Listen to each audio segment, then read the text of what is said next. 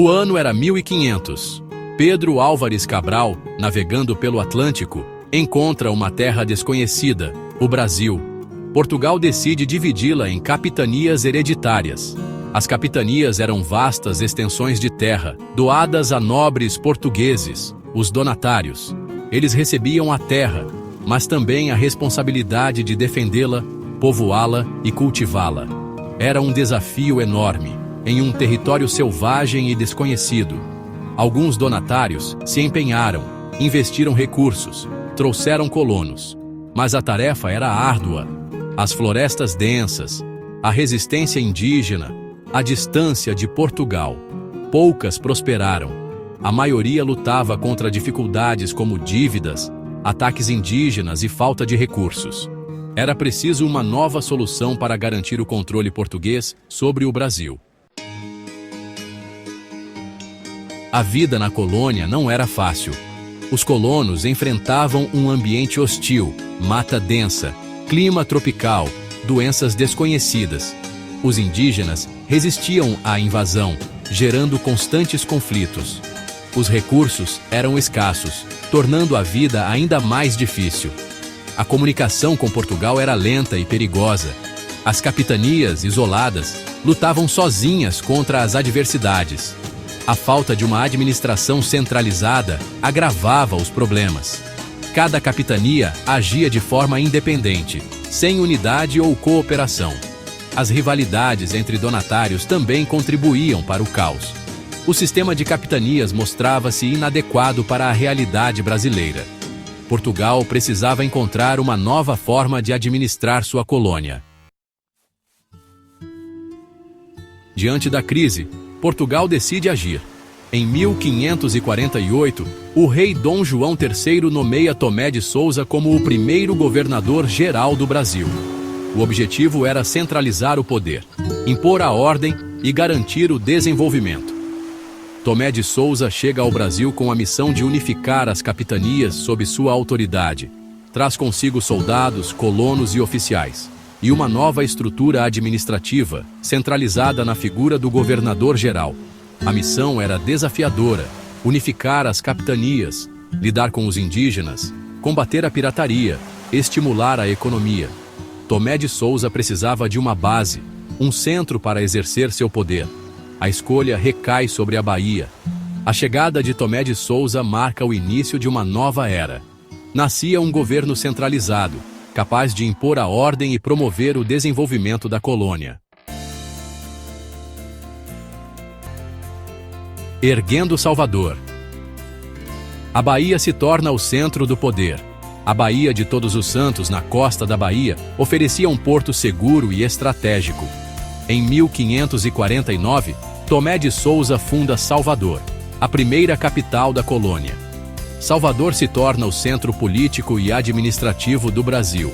A cidade cresce rapidamente com ruas, casas, igrejas e fortificações. A capital atrai colonos, comerciantes e aventureiros.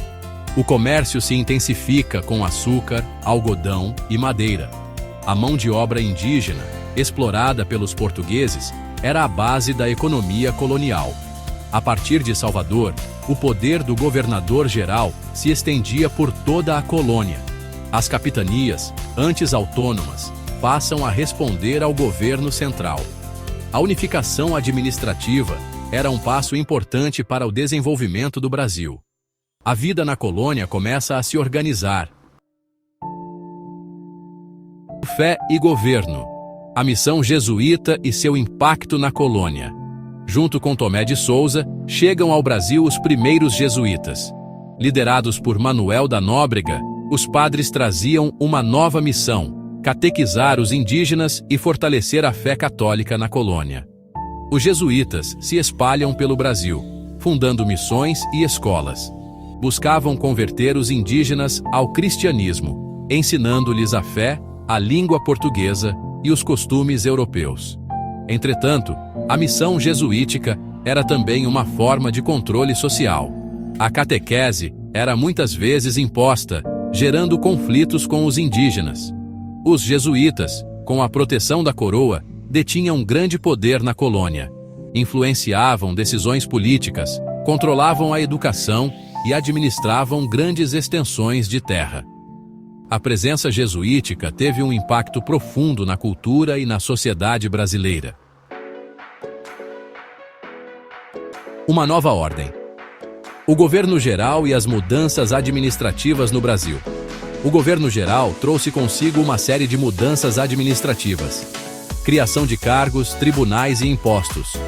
Um sistema burocrático inspirado no modelo português, adaptado à realidade da colônia. O governador-geral, representante do rei, detinha amplos poderes, nomeava funcionários, administrava a justiça e comandava as tropas. Era auxiliado por um conselho, composto por oficiais e representantes da elite colonial. A justiça, antes fragmentada, foi reorganizada. Criação da Ouvidoria Geral, responsável por fiscalizar a aplicação das leis. Instauração de tribunais, com juízes nomeados pela coroa. Conflitos entre o poder central e os donatários eram frequentes. Mas o governo geral representava um passo importante para a organização e o desenvolvimento do Brasil. Legado duradouro. O impacto do governo geral na formação do Brasil. A criação do governo geral em 1548 marcou um ponto de virada na história do Brasil colonial. Representou a consolidação do domínio português, a centralização do poder e o início de uma organização administrativa mais eficiente. Apesar dos desafios e conflitos, o governo geral lançou as bases para o desenvolvimento da colônia.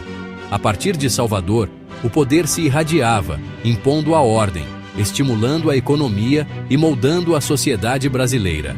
A unificação administrativa, a justiça organizada, a presença da Igreja Católica. Tudo isso contribuiu para a formação da identidade brasileira. O legado do governo geral se estende até os dias atuais.